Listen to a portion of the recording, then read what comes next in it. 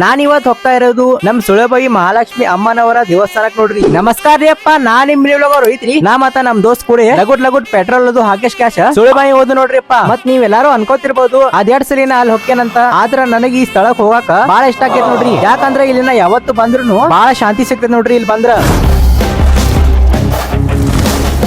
ಮತ್ ಈ ದೇವಸ್ಥಾನ ರೀ 500 ವರ್ಷದ ಹಳೆಯ ದೇವಸ್ಥಾನ ನೋಡ್ರಿ ಇದು. ಮತ್ ನೀವೇನಾದ್ರೂ ಇಲ್ಲಿ ಬಂದ ನೀವ್ ಏನೇ ಬಡ್ಕೊಂಡ್ರು ಅದ್ ಪೂರ್ತಿ ಆಕೇತ್ ನೋಡ್ರಿ. ಅದಕ್ಕ ನಾವ್ ಯಾವ್ದೇ ಪ್ರವಾಸಕ್ ಹೋದ್ರು ಮೊದಲ ಅಮ್ಮನವರ ಆಶೀರ್ವಾದ ತಗೊಂಡ್ ಕ್ಯಾಶ ಹೋಗ್ತೇವೆ ನೋಡ್ರಿ. ಮತ್ ನೀವ್ ಇಲ್ಲಿ ಬಂದ ಒಂದ್ಸಲ ಜಾತ್ರೆ ನೋಡ್ಬೇಕ್ರಿ. ಬಹಳ ದೊಡ್ಡದಾಗಿ ಜಾತ್ರೆ ಮಾಡ್ತಾರೆ ಇಲ್ಲಿ.